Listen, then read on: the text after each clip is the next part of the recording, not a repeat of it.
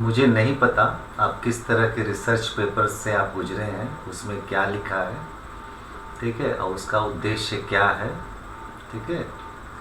लेकिन जहाँ तक जी मुझे पता है, मेडिटेशन का मतलब कुछ विशेष करना नहीं है।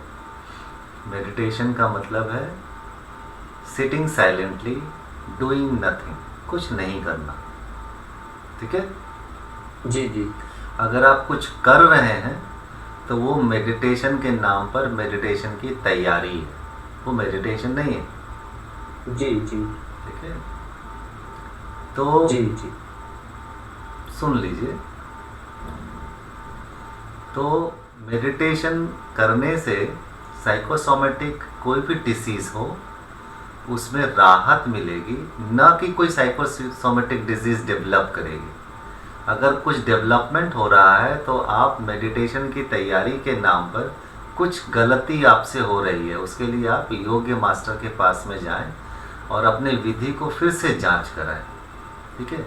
विधि यहाँ पर 1000 तरीके के हो सकते हैं। विधि में हम अपने से कुछ जोड़ तोड़ कर लेते हैं। हम कहना चाहेंगे इस मामले में, अगर कोई विधि पर प्रयोग कर रहे हैं तो विधि जिन्होंने रचा है उस पर आप स्ट्रिक्टली फॉलो करें, क्योंकि उसमें छोटे छोटे परिवर्तन अपने हिसाब से अगर आप करते हैं तो फिर खतरे बहुत हैं। खतरे इतने हैं कि आप पागल हो सकते हैं, ठीक है। ठीक है अरविंद जी। जी जी आचार्य जी, जी धन्यवाद धन्यवाद।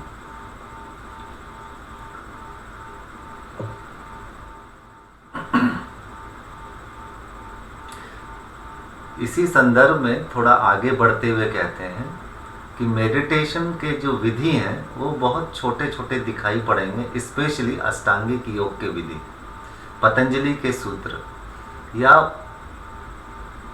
तंत्र के सूत्र। तंत्र के सूत्र मतलब गोरखनाथ जी के सूत्र। उन विधियों में छेड़छाड़ जरा भी नहीं करना। मास्टर जो विधि बताया है उसे ही करना, और उतना ही करना जितना बताया है। आपको कभी कभी लगेगा मुझे बहुत अच्छा लग रहा है, हम थोड़ा ज़्यादा कर लेते हैं, खतरा शुरू हो गया, क्योंकि आपने विधि में जोड़ना घटाना शुरू किया। जब मास्टर कोई विधि देता है तो उसे कंप्लीट पैकेज बनाता है। जैसे मेडिसिन का एक कंप्लीट पैकेज होता है, वो कंप्लीट पैकेज होता है जो आपके शरीर के साथ में, आपके मन के साथ में और आपकी चेतना के साथ में एक हार्मनी इस्टेब्लिश हो जाए। साधकों को इसका बहुत ज़्यादा अनुभव नहीं होता, वो इसका मज़ा लेते हैं, है ना। अगर आप गुरु के प्रति श्रद्धा से भरे हुए हैं तो मास्टर जो बताया, जितना बताया, आप उस पर उतना ही प्रयोग करेंगे। लेकिन अगर आप अपनी बुद्धि उसमें लगा करके उसको और बेहतर करने के लिए आप कुछ और जोड़ने घटाने लगे, तब यहाँ से खतरा शुरू हो गया। और ये खतरा स्वास्थ्य की ओर जाएगा कि अस्वास्थ्य की ओर जाएगा, कहना बहुत मुश्किल है। आचार्य जी, क्या मेडिटेशन के दौरान हमारे पास कुछ ऐसे अनुभव होते हैं जो जिन्हें हम कह सकते हैं कि रस स्वादन, कि अगर हम मेडिटेशन के अभ्यास में कुछ ऐसी स्टेज आती हैं जिन्हें हमें महसूस करके, एक्सपीरियंस करके एक अच्छा अनुभव होता है, तो क्या वो ड्यूरिंग द प्रैक्टिस अगर इस प्रकार के अनुभव को एंजॉय करना, that enjoyment that will be good? बिल्कुल, जो भी आपको मज़ा आ रहा है, जैसे आप किसी मंदिर में गए, पूजा किए, प्रार्थना की और प्रसाद लिए, प्रसाद मज़ा है। जब आप जो मेडिटेशन करते उससे मज़ा आ रहा है, मज़ा लीजिए, इसमें क्या बुरा है। मज़ा कहने का मतलब क्या, मेडिटेशन का मज़ा कैसा है? मेडिटेशन का मज़ा आनंद स्वरूप है, मेडिटेशन का मज़ा शांति स्वरूप है, मेडिटेशन का मज़ा करुणा स्वरूप है। तो मज़ा लेने का मतलब क्या है? अपने होने का मज़ा लेना। आप जो स्थिति में हो वहाँ से अगर सेवा निकलती है, करुणा निकलती है, सहयोग निकलती है, गुड, इसका मज़ा लो। लेकिन मेडिटेशन करने के बाद आपके भीतर से हिंसा निकलती है, किसी का अपमान निकलता है, तब आपको पुनर्विचार करना चाहिए। जीवन के उच्चतर वैल्यू के तरफ आपका जीवन प्रेरित होता है, तो मज़ा लीजिए इसका, ठीक है। जी आचार्य जी।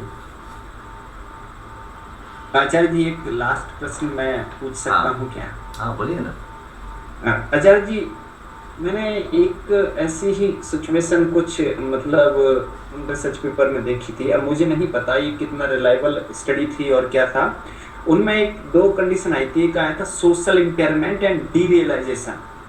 तो अब ये हाइपर जो सिम्टम्स होते हैं सोशल इम्पेयरमेंट, कुछ लोग क्या करते हैं कि इसमें आपने अब कहा कि एक उचित कॉज जो स्किलफुल योगाचार्य होते हैं, साधक होते हैं, गुरु होते हैं, उनके मार्गदर्शन ना लेते हुए कैसे भी करके जो एंथुजियास्टिक लोग होते हैं वो अपनी प्रैक्टिस स्टार्ट करते हैं, लेकिन अधूरे ज्ञान के चलते या फिर कहीं ना कहीं कुछ कमियों के चलते ऐसा अभ्यास करते हैं। तो उनके सामने ऐसी वो मैं उसके उसमें जो मैंने पढ़ा कि डीरियलाइजेशन और सोशल इम्पेयरमेंट को फेस करने लगते हैं, वो आइसोलेटेड हो जाते हैं फ्रॉम दी सोसाइटी।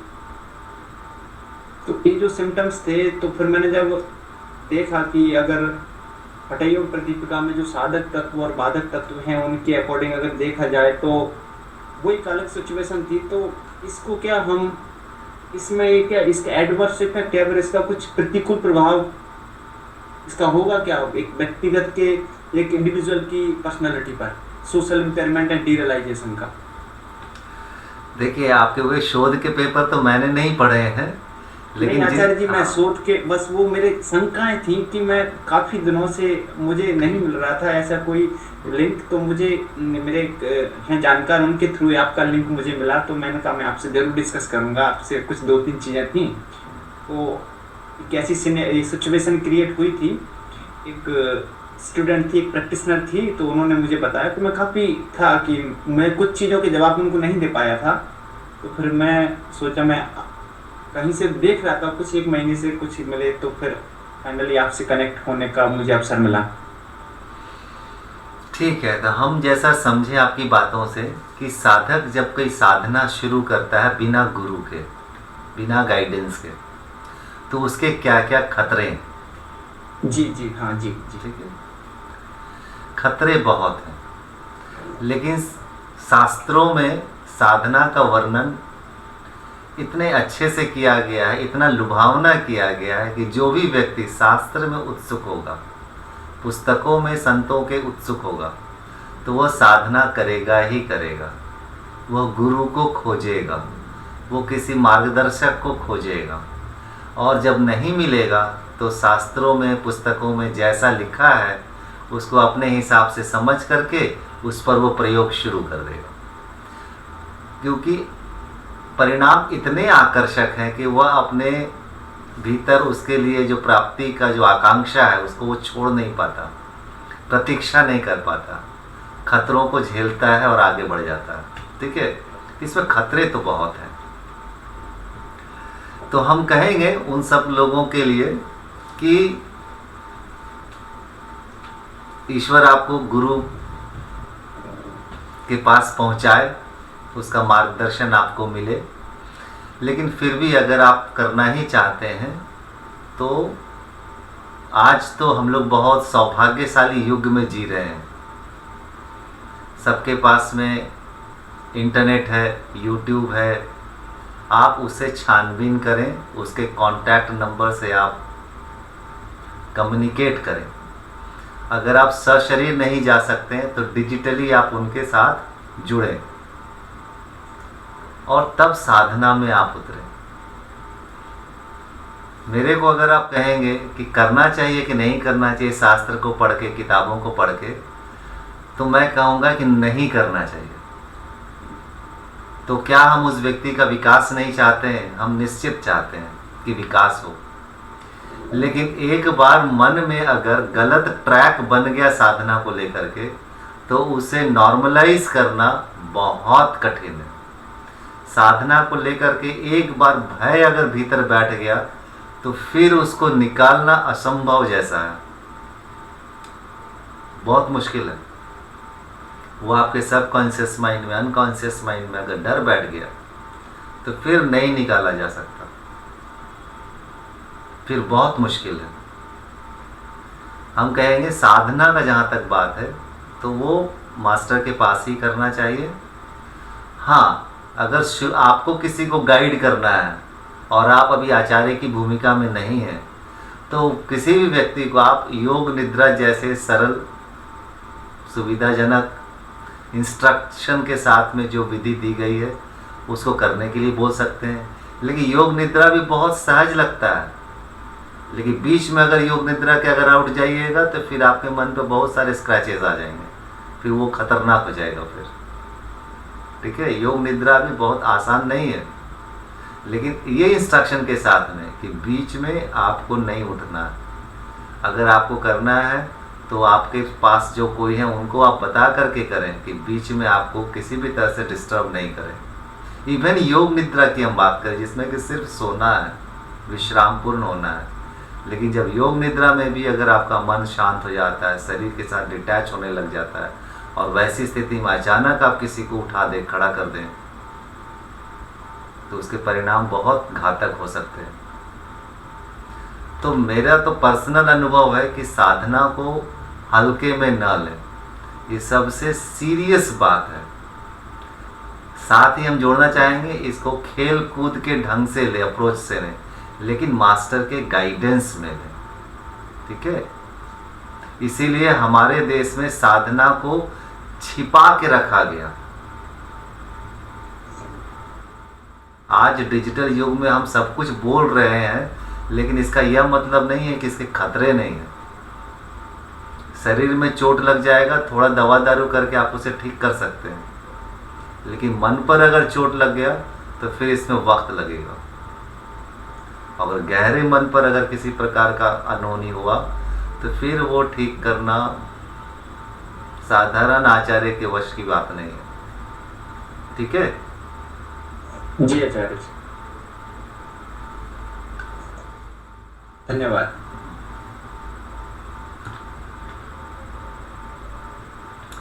आचार्य मृत्यु एक सूत्र है।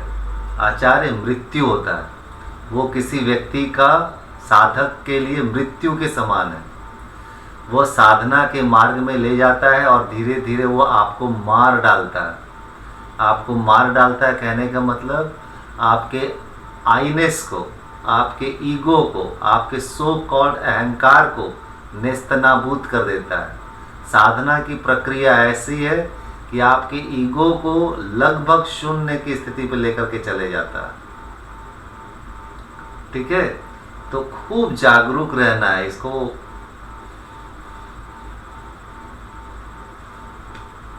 हल्के में नहीं लेना है।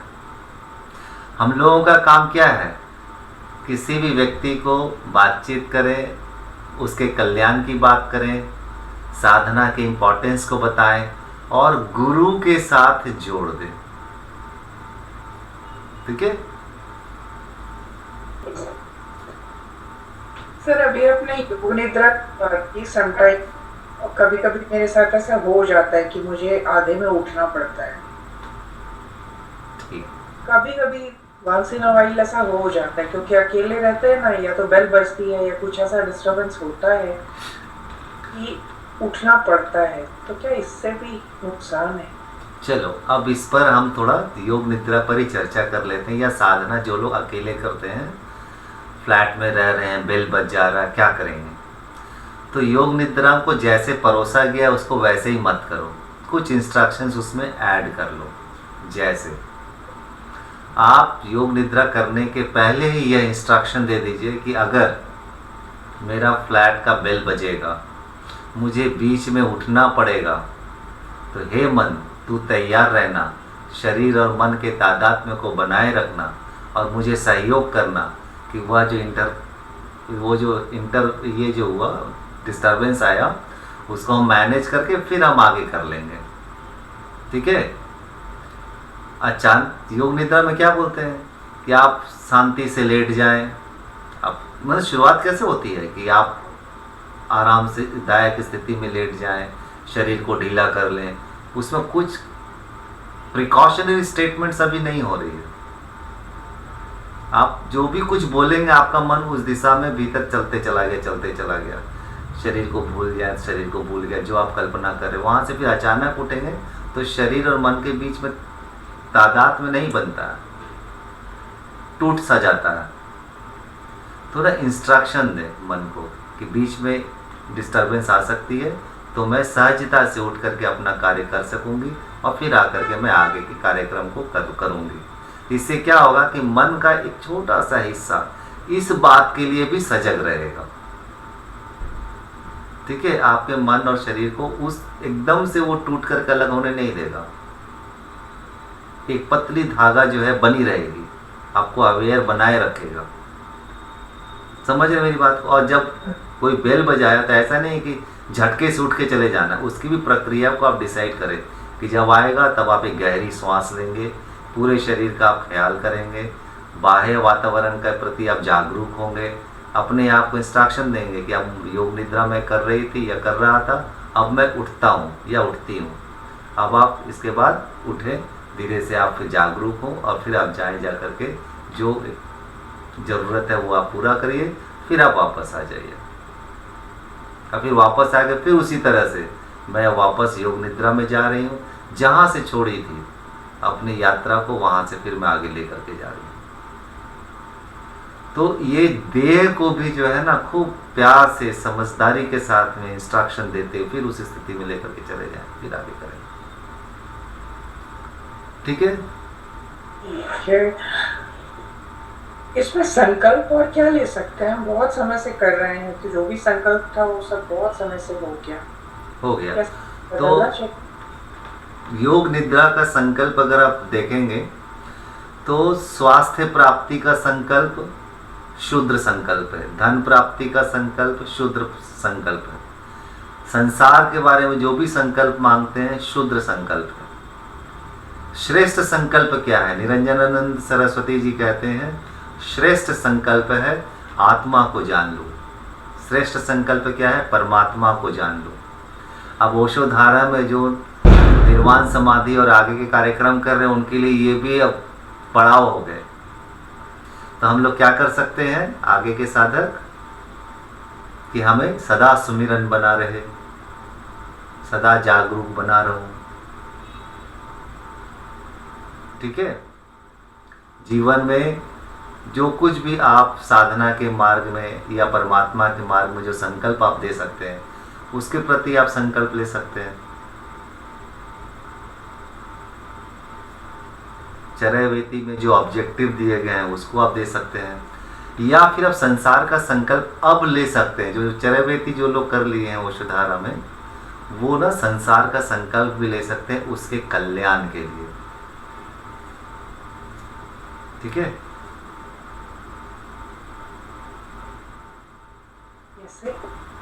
जैसे वही हम सोच रहे थे कि क्या कहूँगा, अगर आप कह देंगे जैसे, ठीक है। जैसे मैं सदा जागरूक रहूँगा, अगर कोई भी मेरे सामने आएगा, मेरे जिससे भी मेरी बातचीत होगी, मैं उसके कल्याण की ही चर्चा करूँगी या करूँगा। ठीक है, ये तो हो ही जाता है। अब संकल्प का हमको नहीं लगता है कि आवश्यकता पड़ेगी। अल्टीमेट संकल्प क्या होगा?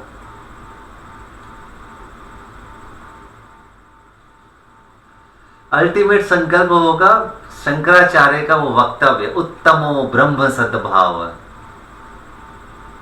उन्होंने एक जगह कहते हैं ना कि बहिर्पूजा धमाधमा, व्रत उपवास अधमो भाव, ध्यान भावश्च मध्यमा, उत्तमो ब्रह्म सद्भाव। उत्तम जीवन क्या है? जब आप ब्रह्म के सद्भाव में जीने लगते हैं। तो अगर संकल्प ही लेना है तो ब्रह्म के सद्भाव में जीने का संकल्प ले।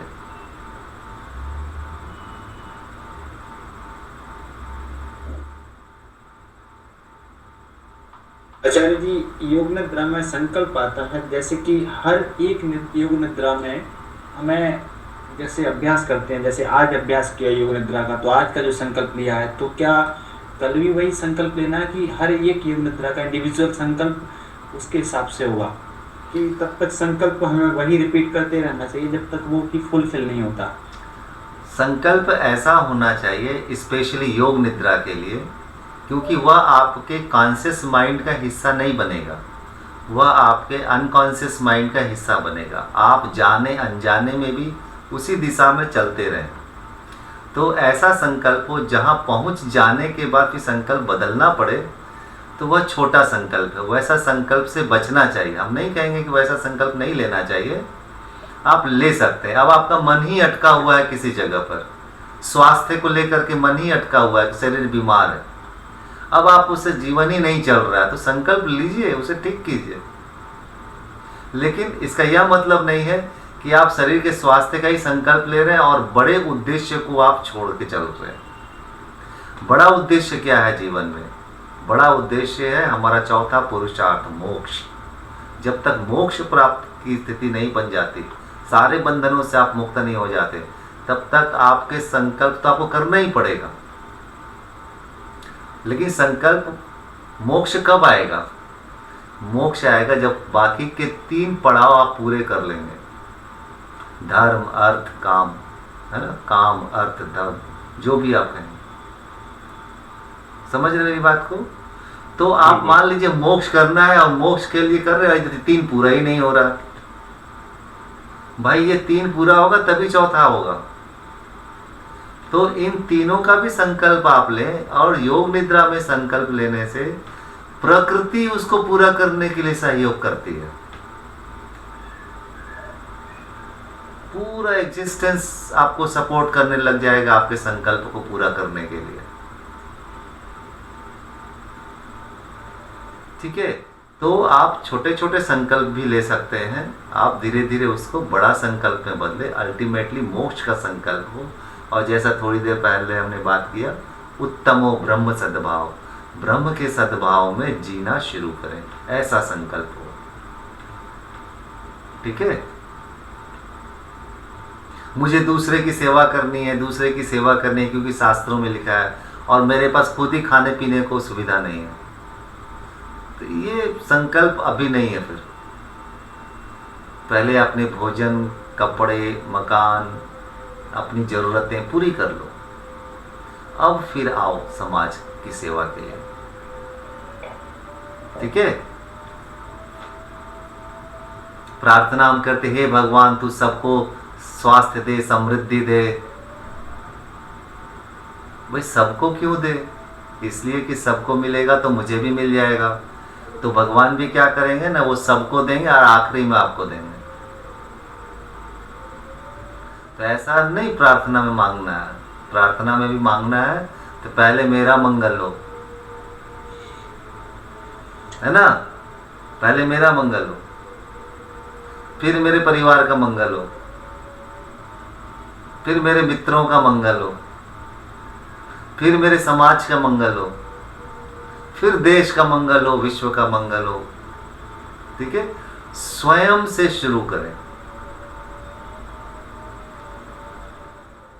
मैं स्वस्थ रहूं ताकि मैं सबका सेवा कर सकूं, फिर मेरा परिवार स्वस्थ रहे, है ना, फिर मेरे मित्र स्वस्थ रहे, फिर समाज स्वस्थ रहे। ईश्वर से कुछ मांगना हो तो पहले अपने लिए मांग लेना, तब फिर आगे बढ़ना। ठीक है,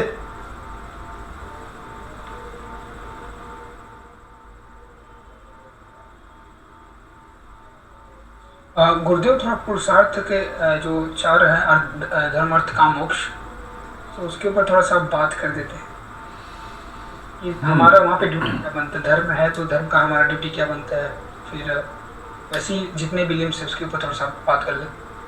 ठीक है, 4 पुरुषार्थ करने योग्य, तुम्हें कर्म करना है, क्या करोगे? तो विचारकों ने पूरे जीवन तो हम लोग कुछ ना कुछ करते रहे हैं, तो विचारकों ने कहा कि जो भी करते हैं उसको 4 हिस्से में बांट लेते हैं। ये 4 हमारी आवश्यकताएं हैं जिसके लिए हमें करना है।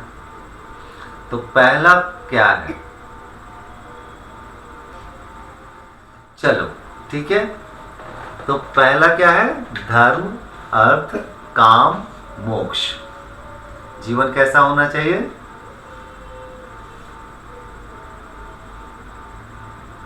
यहां धर्म से क्या अर्थ है? व्याख्या कर कई तरीके से कर सकते हैं।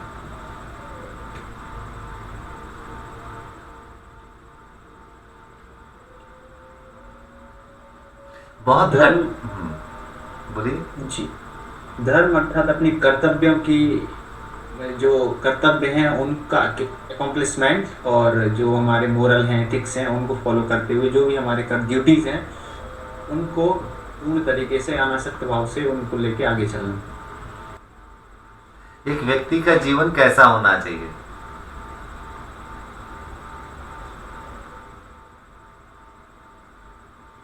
सर्वांगीण, हॉलिस्टिक, समग्र। नहीं, धर्म के सेंस में क्या वो अधार्मिक होना चाहिए? अधार्मिक से हम क्या अर्थ लेते हैं? ये अधर्मी है, ये धार्मिक है।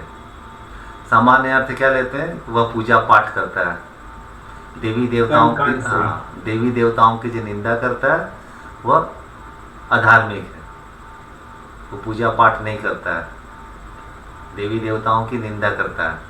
तो एक जो सीधा सीधा अर्थ लेते हैं यही लेते हैं, ये आदमी धार्मिक है, ये आदमी धार्मिक नहीं है। वो टीका लगाता है, माला पहनता है, तो ये आदमी धार्मिक है। वो टीका नहीं लगाता है, माला नहीं पहनता है, पता नहीं ये कैसा है ना। मोटा अर्थ यही हम लेते हैं।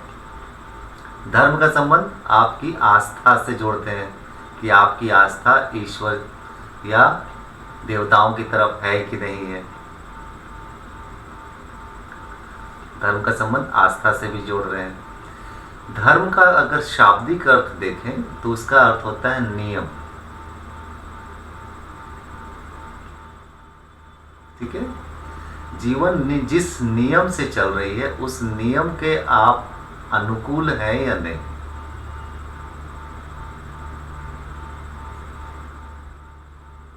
ठीक है, जैसे अग्नि का धर्म क्या है? ये स्वभाव। धर्म का एक अर्थ है स्वभाव। तो धर्म के अगर आप अर्थ देखेंगे ना तो बहुत सारे अर्थ हैं। कहीं कहीं पर धर्म का संबंध जो है रिलीजियसनेस से जुड़ता है, रिलीजन से जुड़ता है। कहीं कहीं पर धर्म का अर्थ कर्तव्य से जुड़ता है, कहीं कहीं धर्म का अर्थ स्वभाव से जुड़ता है, कहीं कहीं धर्म का अर्थ नियम से जुड़ता है। ठीक है, तो एक व्यक्ति को कर्तव्य की दृष्टि से अगर हम देखें, जैसा आपने कहा कर्तव्य की दृष्टि से अगर देखें धर्म का क्या है अर्थ, तो हमारे जीवन में जो हमारा कर्तव्य है उसको हम पूरा करें। एक पुत्र है तो पुत्र की तरह जिए, पिता है तो पिता की तरह जिए, गुरु है तो गुरु की तरह, आचार्य है तो आचार्य की तरह, शिष्य है तो शिष्य की तरह। जो मेरा रोल है समाज में उसे हम पूरा करें, मेरा जो जिम्मेदारी है उसे हम पूरा करें। ठीक है,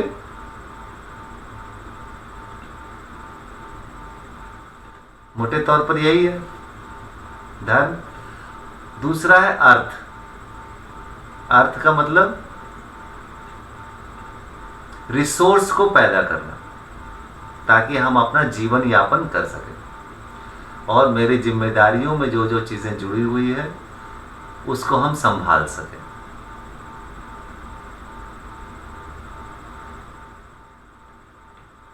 तीसरा है काम। काम से क्या अर्थ है?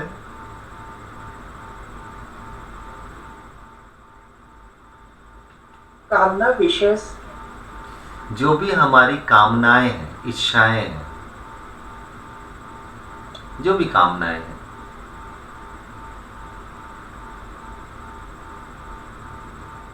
लेकिन इसमें तो कर्तव्य भी आ जाएंगे। क्या कर्तव्य को कामना से अलग रखेंगे?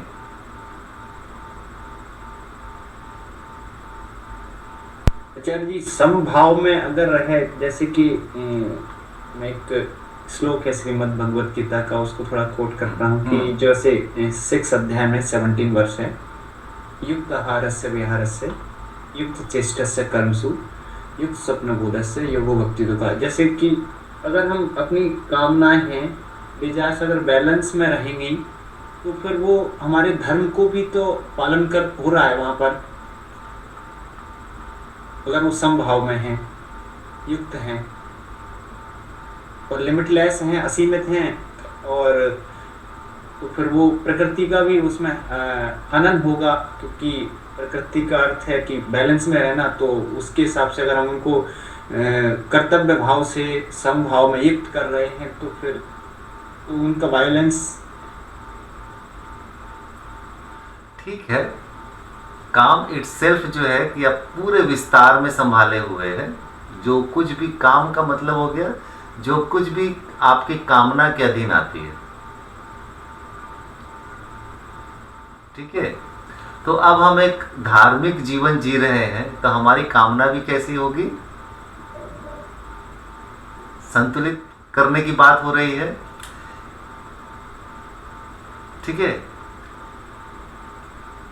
एक बार और चर्चा हुई थी अतीत में, उसमें हम लोग इस निष्कर्ष पर पहुंचे थे कि धर्म अर्थ काम जो है ये नीचे की लाइन है और मोक्ष जो है ऊपर का लाइन, ऊपर का पॉइंट है ना। ये पिरामिड टाइप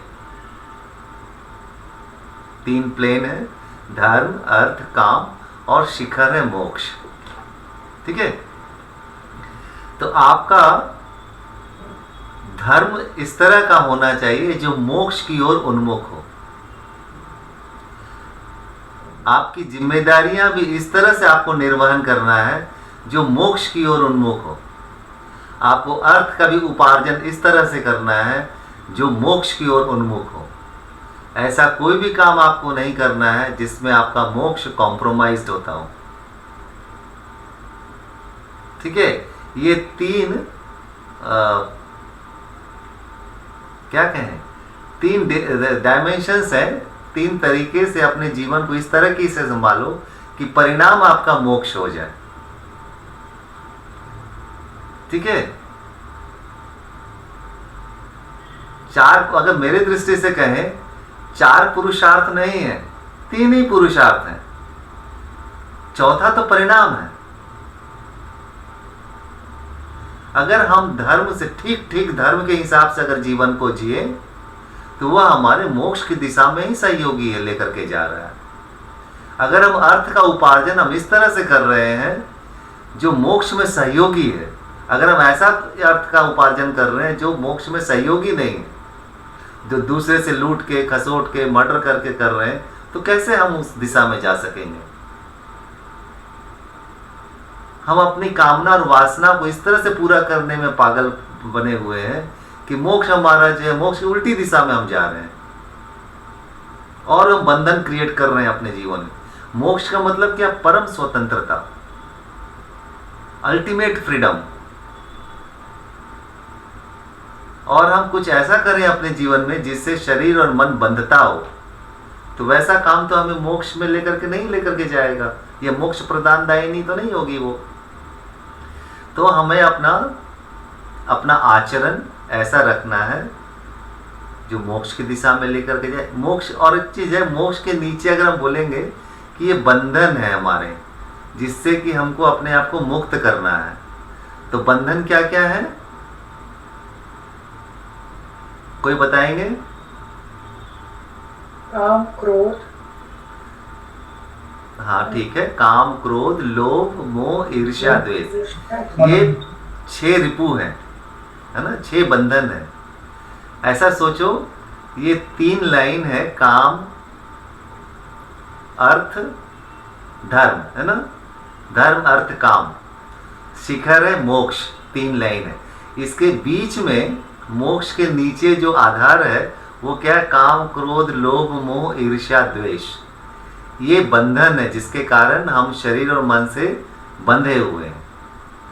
ये जो 3 आयाम है, धर्म अर्थ काम, इसको इस तरह से अपने जीवन में ट्यून करना है कि ये जो बंधन है उसके ऊपर में वो छीन पड़ता चला जाए।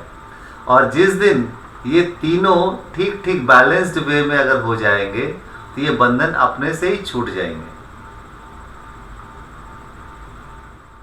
कंफ्यूजन हो गया? चलो फिर से बोलते हैं। सबसे बेस में 3 सोचो, 3 लाइन है, ठीक है, ट्रायंगल टाइप से। एक है धर्म अर्थ काम। ये हमें इस तरह से ट्यून करना है जिससे कि हमारे मन के जो बंधन है वो डाइल्यूट हो, खत्म हो।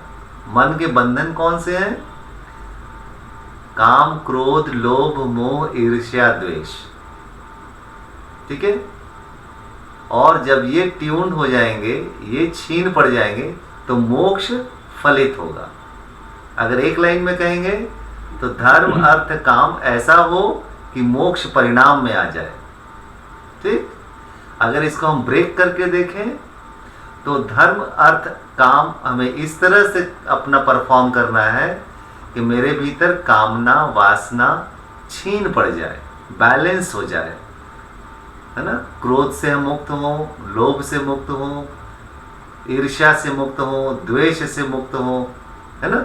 काम, क्रोध, लोभ, मोह, ईर्ष्या, द्वेष, 6 रिपु है। अभी ठीक है। जब ये बैलेंस होकर के न्यूट्रलाइज हो जाएंगे तो मोक्ष परिणाम होगा।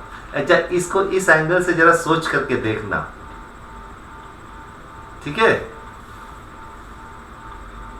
आचार्य जी, जो भोग और अपवर्ग है, महर्षि कपिल ने इसकी व्याख्या की है, तो इसमें तो इनके जो डायमेंशन थे पुरुषार्थ चतुष्टय के, धर्म और अर्थ, तो उन्होंने भोग के बाद सीधे अपवर्ग को ही जोड़ा था। तो इसको हम इससे कोरिलेट कर सकते हैं क्या? देखिए, जब आचार्य व्याख्या कर रहे हैं तो निश्चित उन्होंने किसी एंगल विशेष से उन्होंने उस चीज को देखा होगा, जोड़ा होगा। और एक बात कह रहे हैं कि यहाँ जितने भी आचार्य हैं कुछ भी अगर जोड़ रहे हैं तो उनका एक विशेष एंगल है उस चीज को बताने का। जरूरी नहीं कि हम उस एंगल को समझ पाएंगे या देख पाएंगे। अगर आपको दिख रहा तो आप जोड़ लीजिए। इनसे बात किया गया था वेद व्यास जी से। जानते हैं क्या क्या कहा गया था? वेद व्यास जी से क्या कहा गया था वो हम आपको बताते हैं।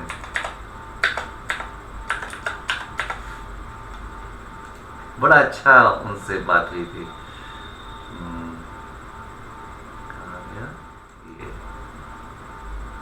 हाँ, उन्होंने कहा क्या, वेद व्यास जी से पूछा गया कि सत्य के बारे में जो कुछ भी बातें कही जाती, इतने सारे लोग, सत्य क्या है, क्या सब लोग सही हैं? तो उन्होंने कुछ बात बताते हुए उन्होंने कहा एक जगह कि श्रुति विभिन्ना स्मृति विभिन्ना नैकम शास्त्रम प्रवृत्ति न प्रवर्तते, क्या ऋषिना मत भिन्नानि तेन को न क्या विचकित करके कुछ है। इसका तात्पर्य यह बता रहे हैं कि श्रुति स्मृति सब भिन्न भिन्न है। मुनि भी जो भिन्न भिन्न तरीके से बात करते हैं, किसी की बात किसी के साथ मेल नहीं खाती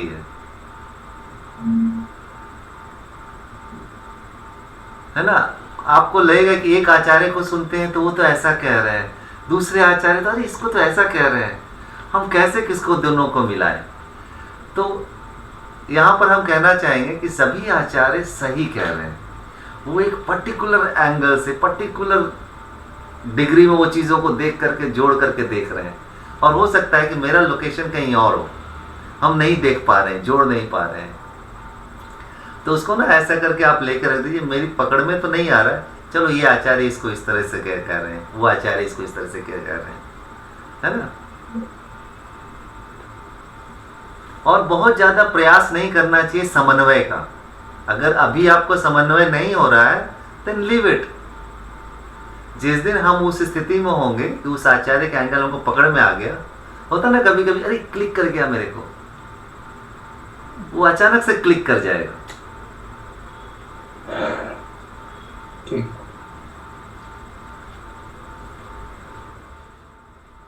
और आप लोग क्या वो गीता को पढ़ रहे हैं ना, श्रीमद् भागवत गीता को, तो आचार्य लोग आप लोग को एक्सप्लेन करते होंगे अलग अलग तरीके से, उसको एंजॉय कीजिए जी। और ना एक ही गीता को कितने भाष से लिखे हैं।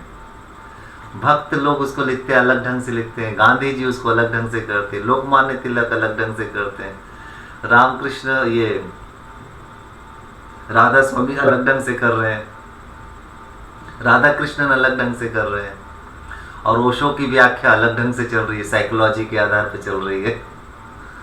तो जितने मास्टर्स को पढ़ सके उतना अच्छा। और इन्हीं सब सुविधा के कारण हम कहते हैं कि आज हम लोग बहुत सौभाग्यशाली हैं कि सारे मास्टर्स की पुस्तकें, सारे मास्टर्स के ऑडियो वीडियो हमारे पास उपलब्ध हैं। आज ही ओशो को सुन रहे थे, सांडिल्य उपनिषद में, सांडिल्य सूत्र में वो एक्सप्लेन कर रहे थे कि आज अगर हम कहते हैं कि हम हिंदू हैं तो हम मूर्ख हैं, आज अगर हम कहते हैं कि हम मुस्लिम हैं तो हम मूर्ख हैं।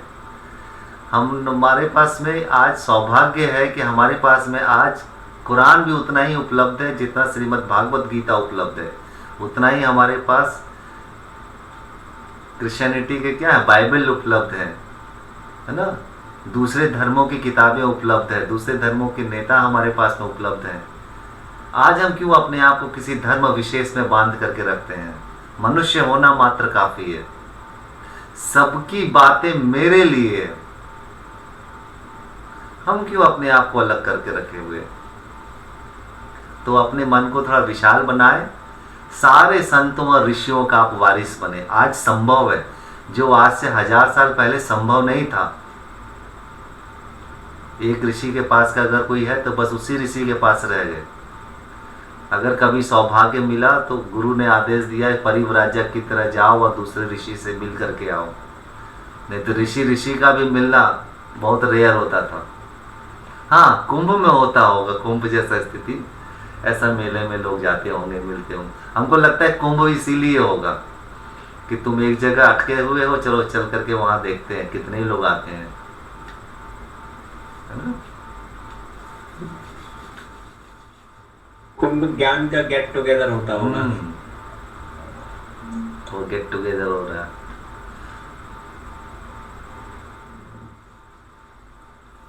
चलो हम लोग चर्चा करते करते कहाँ तक पहुंच गए, अब छोटा सा ध्यान कर लेते हैं, ठीक है?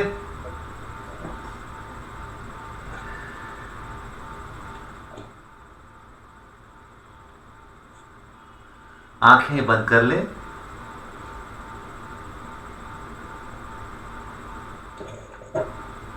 श्वास गहरी,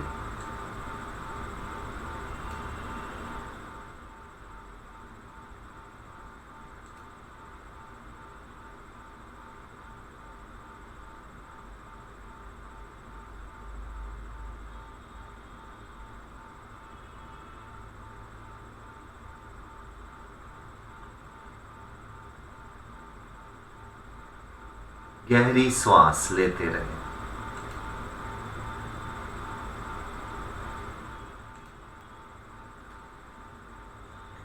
सहज गहरी श्वास,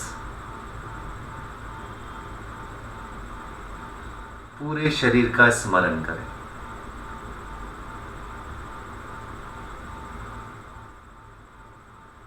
पैर के तलवे से लेकर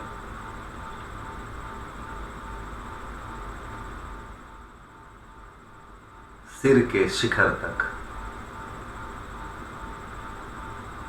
बंद आंखों से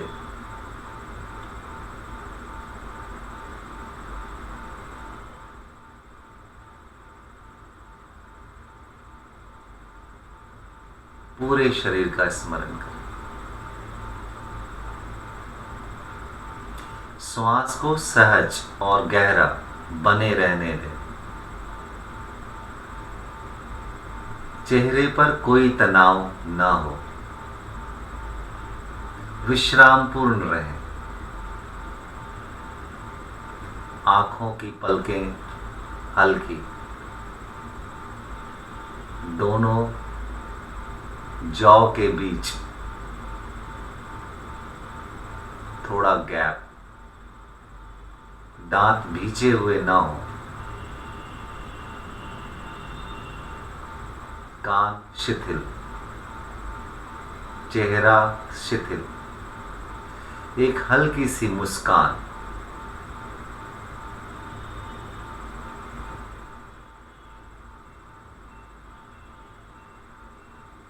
गला, शरीर, पैर शिथिल। श्वास सहज और थोड़ी गहरी।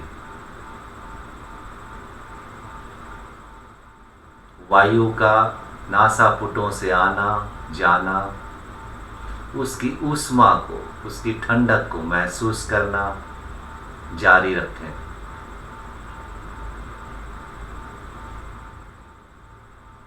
छाती का फैलना, सिकुड़ना, पेट का फूलना, पिचकना, जागरूक रहें, यह जाने ऐसा हो रहा है।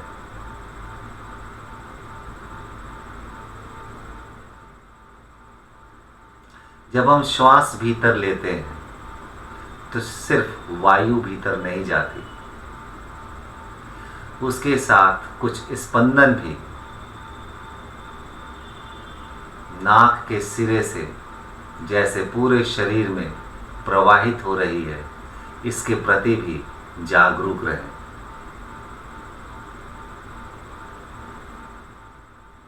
जैसे एक सूक्ष्म प्रकाश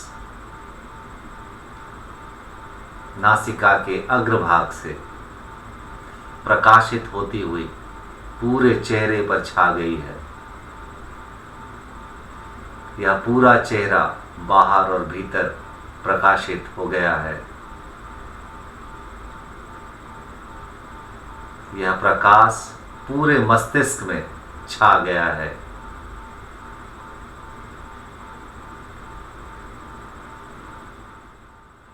यह प्रकाश धीरे धीरे पूरे शरीर पर छा गया है। यह पूरा शरीर श्वास के साथ प्रकाशित होता जा रहा है।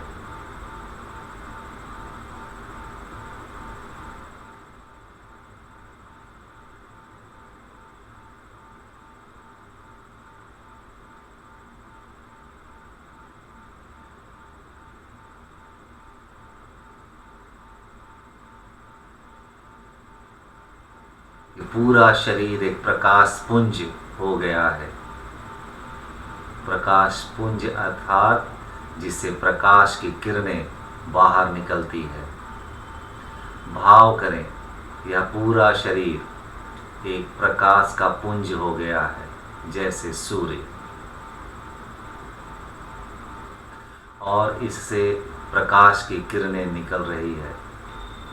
इस शरीर के चारों तरफ प्रकाश की किरणें फैल रही है। यह शरीर परम स्वास्थ्य को उपलब्ध हो गया है।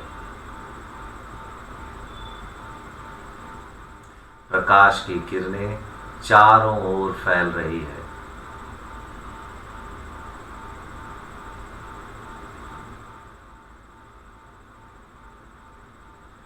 आपका कमरा इस प्रकाश से भर गया है।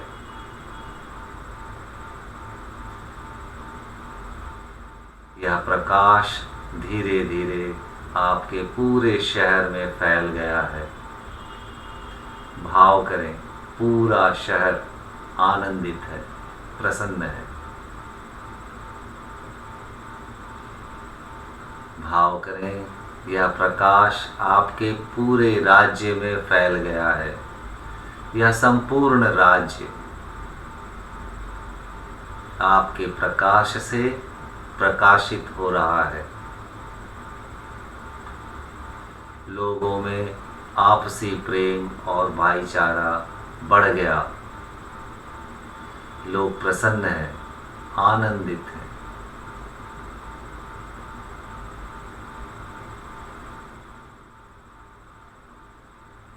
विजुअलाइज करें, कल्पना करें कि यह प्रकाश पूरे भारतवर्ष में फैल गया है।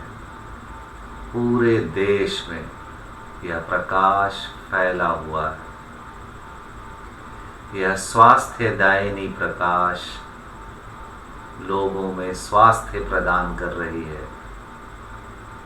लोग आनंदित हैं, प्रसन्न हैं। लोगों में आपसी प्रेम और भाईचारा बढ़ गया है।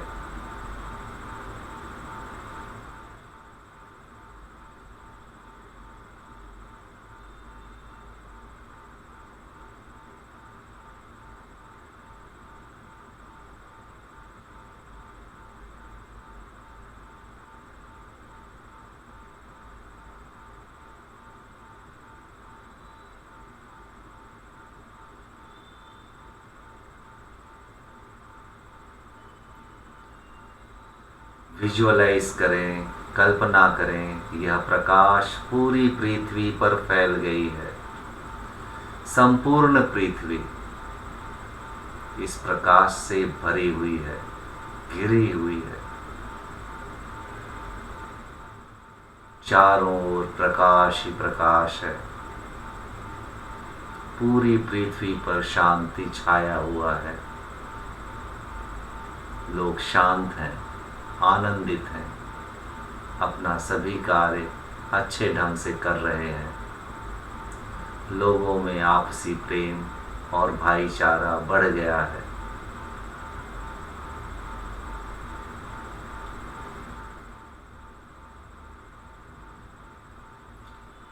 विजुअलाइज करें, यह प्रकाश पूरे सोलर सिस्टम में फैल गया है। यह पूरा सौर मंडल इस प्रकाश से भरा हुआ है। चारों ओर प्रकाश ही प्रकाश है। अपने मन की आंखों से चारों ओर इस विस्तार को देखें। ये पूरा गैलेक्सी, ये मिल्की वे गैलेक्सी एक दुधिया प्रकाश से, मिल्की वाइट प्रकाश उससे भरा हुआ है। चारों ओर प्रकाश ही प्रकाश है।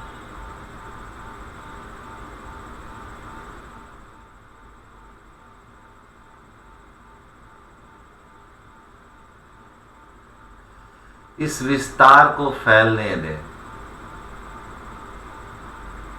और विस्तार में इस स्पेस को देखें, इस अंतरिक्ष को देखें।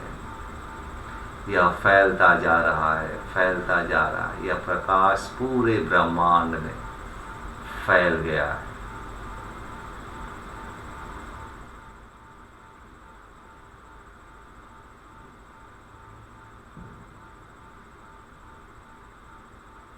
हजारों हजारों गैलेक्सियां हैं।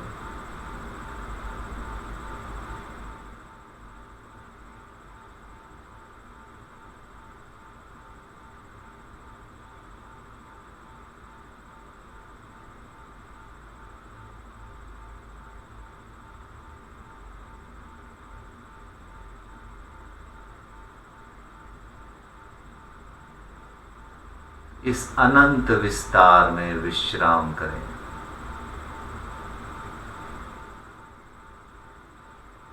मन की आंखों से भीतर चारों तरफ देखें। कोई तनाव नहीं है, परम विश्राम।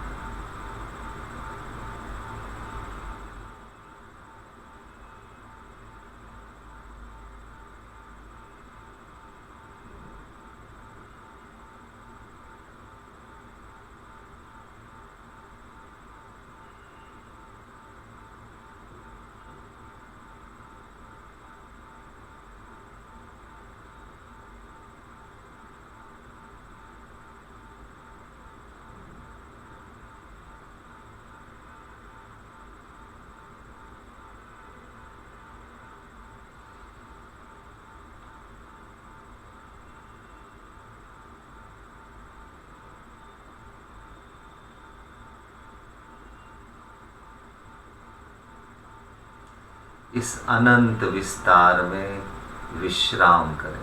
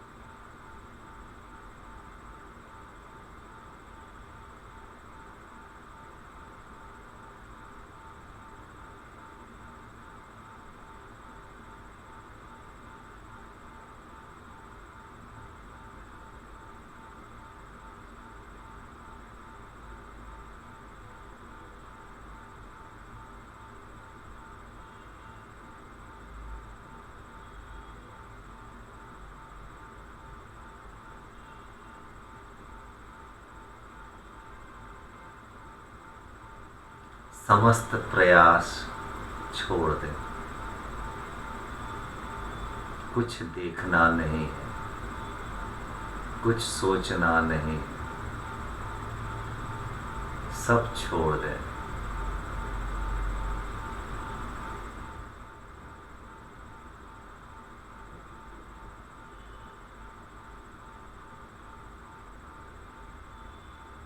ऐसे हो रहे हैं जैसे गहरी नींद में है।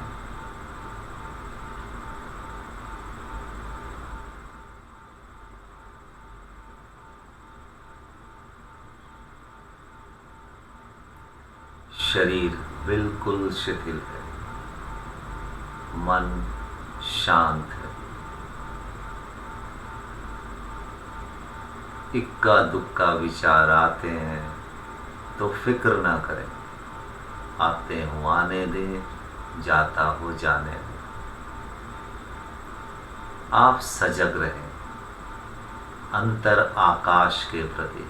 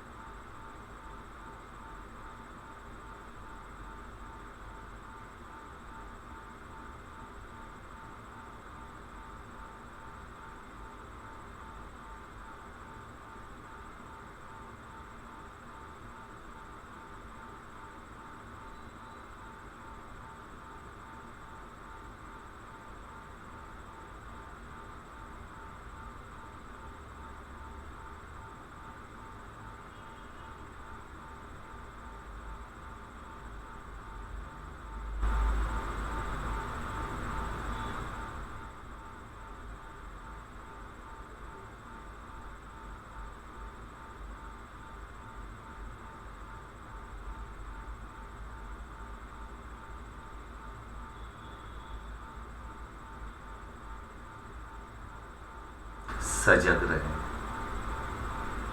जब भीतर कुछ भी नहीं चल रहा होगा तो समय का ख्याल छूट छूट जाएगा। यह स्थिति शुभ है।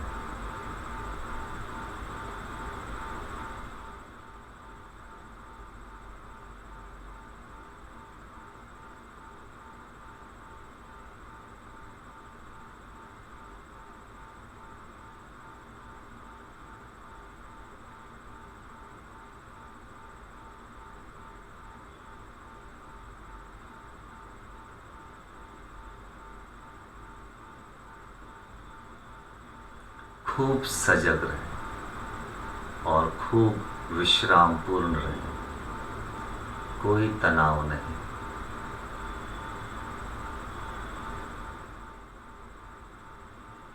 शरीर से, मन से पूर्ण विश्राम।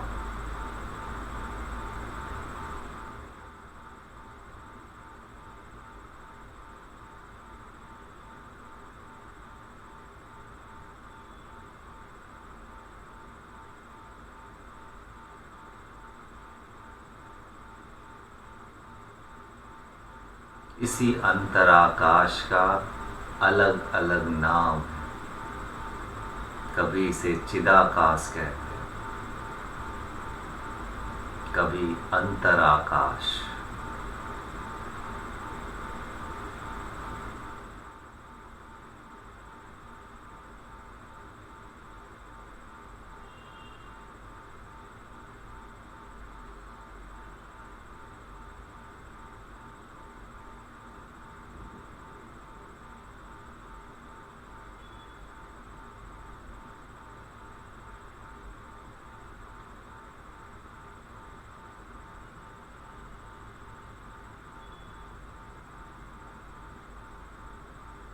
एक लंबी गहरी श्वास लें और धीरे धीरे छोड़ें।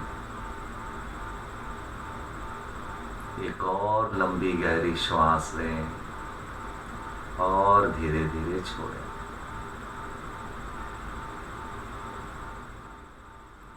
इस आकाश का ख्याल बनाए रखें। यह अंतर आकाश सदा आपके भीतर है।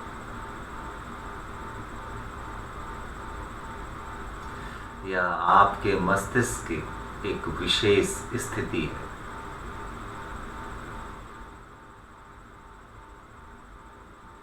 इस स्थिति में शरीर परम स्वास्थ्य को उपलब्ध होता है। शरीर में जिस प्रकार की केमिस्ट्री की आवश्यकता है, शरीर उसको निर्मित करता है। यहीं से आनंद की केमिस्ट्री, शांति की केमिस्ट्री डेवलप होती है। खूब सजग रहें और इस स्थिति को बनाए रखें। अब शरीर के प्रति जागरूक हों, श्वास के प्रति जागरूक हो और अपनी मुस्कान को पूरे शरीर में फैलने दें। एक लंबी गहरी श्वास लें और धीरे धीरे छोड़ें। एक और लंबी गहरी श्वास लें और धीरे धीरे छोड़ें। आसपास के वातावरण के प्रति सजग हों और धीरे धीरे अपना समय लेते हुए अपनी आंखें खोलें। आज का ध्यान यहीं पूरा हुआ। मिलते हैं हम लोग अगले सप्ताह इसी तरह से